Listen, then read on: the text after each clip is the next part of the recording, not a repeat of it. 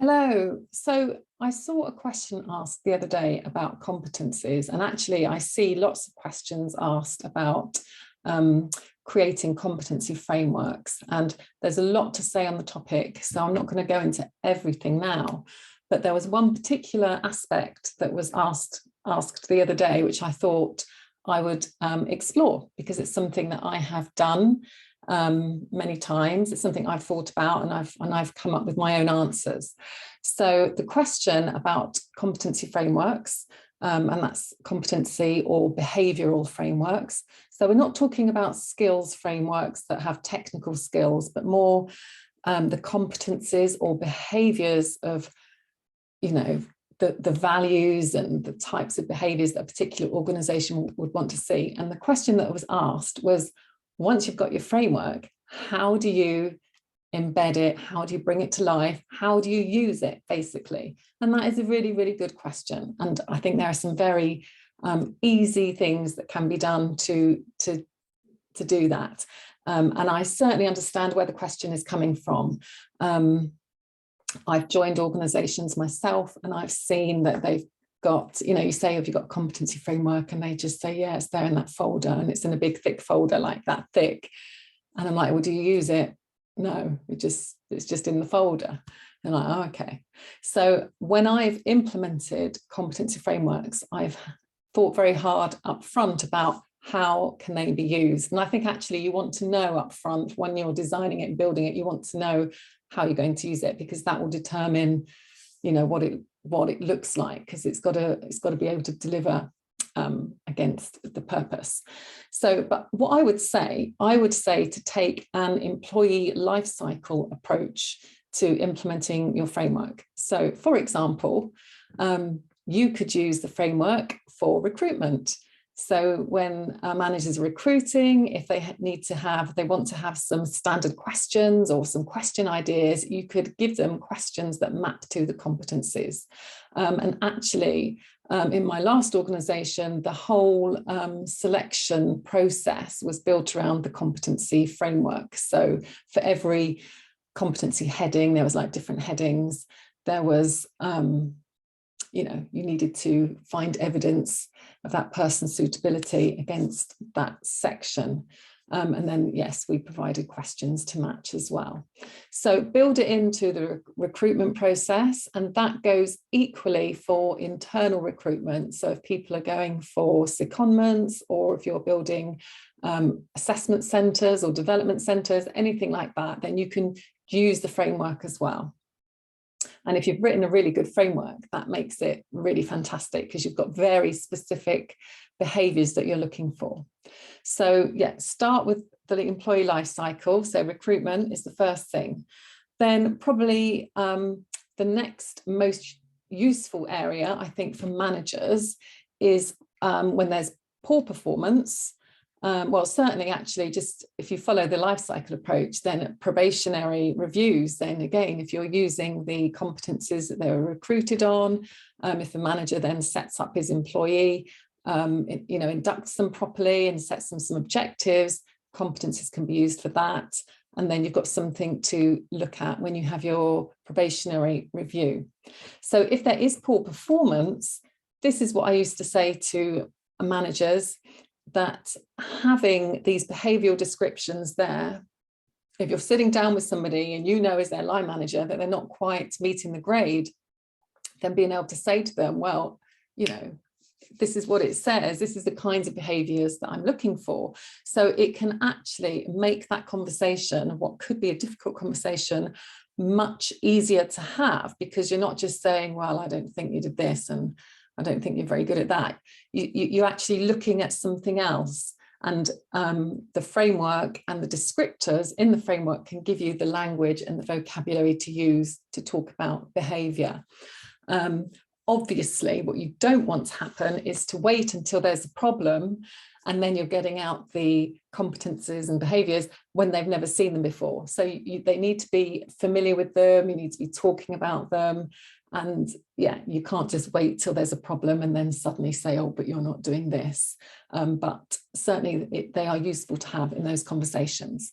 So for managing poor performance. And I think the most important thing is when you do launch a new competency framework, then you need to train your managers on all the different uses, and you need to explain to them and give them some, give them some case studies, give them some role plays, and actually make it really meaningful and really practical.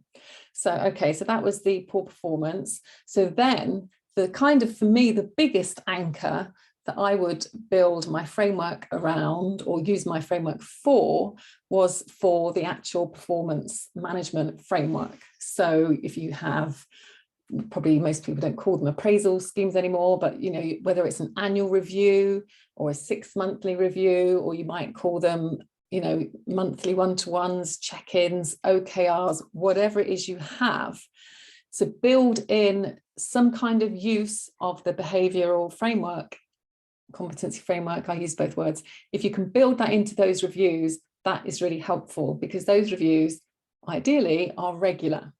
Now, obviously, if you've got a comprehensive framework, I don't know, say there's 9 different headings and sections with descriptors for each heading, you're not really wanting to go through those every month, because that would just be too much. But there's different ways you can do it. So, once you've got your framework, then you might want to look at your performance management system and your process. Now, I've dovetailed the two. I've implemented new performance management systems at the same time as we've come up with new behavioural framework, and that's a really good time to launch both because they do fit together.